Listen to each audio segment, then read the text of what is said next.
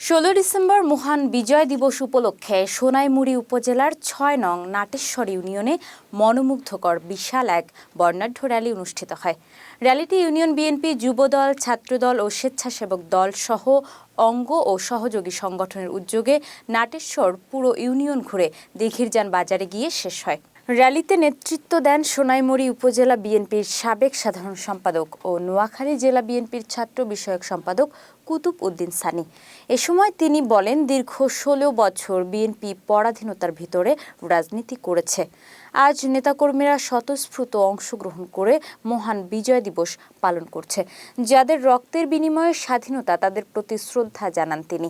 র্যালিতে অংশগ্রহণ করেন নাটেশ্বর ইউনিয়ন বিএনপি নেতা মনির আহমেদ ভূঁইয়া ও নাজিম উদ্দিন সহ নাটেশ্বর ইউনিয়ন বিএনপি, যুবদল, স্বেচ্ছাসেবক দল ও ছাত্র দলের নেতৃবৃন্দ।